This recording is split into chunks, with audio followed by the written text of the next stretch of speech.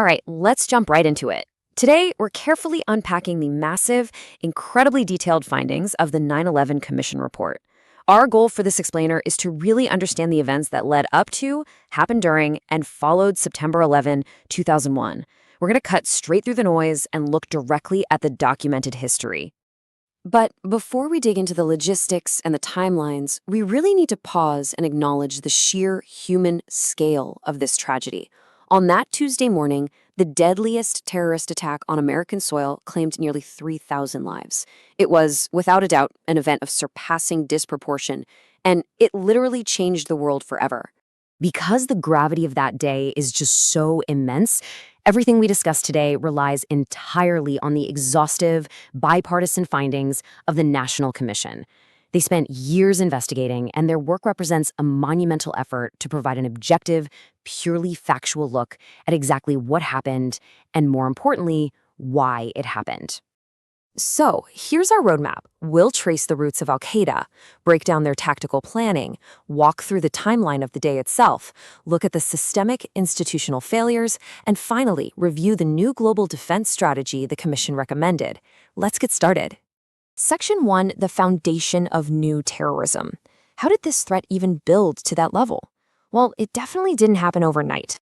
It's honestly chilling to think about, but 9/11 was actually a catastrophic echo of a conflict that had been simmering for over a decade. Back in 1979, the Soviets invaded Afghanistan. Osama bin Laden watched communist forces eventually get defeated by these insurgent fighters, and he started to believe that a ragged army of dedicated men could actually topple a superpower. By 1988, he formed al-Qaeda. His anger eventually shifted toward the United States, and after being exiled and moving around, he issued a formal declaration of war against Americans in 1998. Now, understanding how bin Laden manipulated concepts is absolutely crucial here. Take the word fatwa. Traditionally, a fatwa is an interpretation of Islamic law by a respected, highly educated religious scholar. Bin Laden? He wasn't an Islamic scholar at all, yet he completely hijacked this concept to rally extremists, declaring an unprovoked holy war and telling his followers it was their duty to kill Americans, military or civilian, anywhere on Earth. The Commission pointed out a really stark shift during this time, from what they called old terrorism to new terrorism. Think back to the 1993 World Trade Center truck bombing. That was old terrorism. The goal was localized damage or forcing political negotiations. But this new terrorism, it totally abandoned negotiation. It was designed strictly for catastrophic, indiscriminate mass casualties and the total destruction of national symbols using suicide missions. Moving on to Section 2, the planes operation. This is where we see that new ideology turn into a specific, terrifying plot. So the tactics shifted massively. A man named Khalid Sheikh Mohammed, often referred to as KSM, pitched this specific planes operation to bin Laden back in 1996.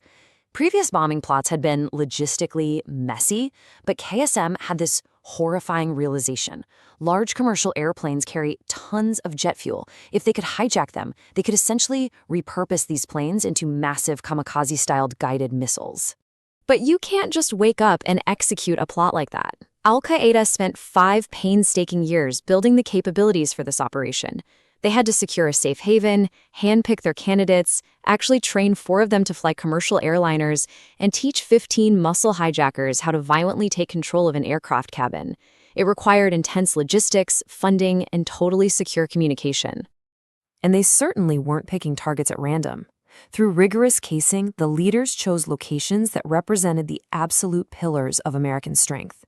The World Trade Centers stood for economic prosperity. The Pentagon was the ultimate symbol of military power.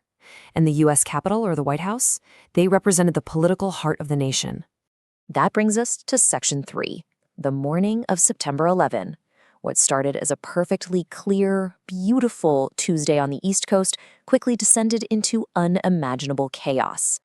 By 8 a.m. that morning, 19 men had already successfully slipped through the existing layers of America's civil aviation security. They boarded 4 fully fueled transcontinental flights out of Boston, Newark, and Washington, D.C. When you look at the timeline of that morning, you realize just how incredibly tight this window was, and how horror was met with immediate, astonishing bravery. Between 8:46 and 9:37 a.m., 3 planes struck their targets. But on the 4th plane, United Airlines Flight 93, there had been a 42-minute delay on the tarmac. That delay was crucial. It meant the passengers were able to learn about the other hijackings. Realizing they were part of a suicide mission, they made the incredible decision to fight back. The heroism of those passengers on Flight 93 literally altered history. In a fierce, desperate struggle, these alert, completely unarmed citizens forced the hijackers to crash the plane into an empty field in Pennsylvania. They were only 20 minutes of flying time away from Washington, D.C. They saved the Capitol, or the White House, from being destroyed that day. Let's step back and look at Section 4, the institutional autopsy. After the dust settled, the Commission had to figure out what systemic vulnerabilities actually allowed this to happen. The Commission did not pull their punches here. They distilled the government's shortcomings into 4 very distinct categories: a failure of imagination, policy, capabilities, and management. It wasn't just one single mistake, it was an entire cascade of institutional blind spots. To really grasp that failure of imagination, consider this. Intelligence agencies and defense organizations like NORAD were prepared for traditional hijackings, the kind where terrorists hold hostages and make demands. They were simply not looking for a domestic suicide mission of this magnitude. It was just entirely outside their worldview. And the craziest part? The system was, to quote the former CIA director, blinking red in the summer of 2001. There was a massive spike in threat reporting, but because the government was so structurally divided, with foreign intelligence watching overseas and domestic law enforcement looking inward, nobody connected the dots. The hijackers slipped right into that deadly void between foreign and domestic jurisdictions. So where do we go from there? That brings us to Section 5, a global strategy. The Commission dedicated the end of their report to mapping out a blueprint for a safer future. They proposed a strategy that acts kind of like a balanced tripod. First, dismantle the terror networks offensively. Second, combat the radical ideology defensively to stop terrorism from growing. And third, protect the homeland. But their most vital recommendation was the last one: completely restructure the massive U.S. government to ensure unity of effort. They had to break down the walls that kept agencies from sharing information. If there is one massive takeaway from this entire explainer, it's the absolute necessity of bridging the gap between foreign and domestic threats. As the report points out, the American homeland is now part of a completely globalized landscape. A plot planned in a cave on the other side of the planet can literally manifest as a catastrophic attack right in the heart of the United States. So, I want to leave you with the 9/11 Commission's final and arguably most enduring challenge to us all. As we harden our defenses and reorganize our governments to fight a borderless enemy, we have to ask ourselves, how do we vigilantly protect our nation while still preserving the open society and the civil liberties that define who we are? It is a serious balancing act, and it requires our constant attention. Thanks so much for joining me on this deep dive. Keep asking questions, and always keep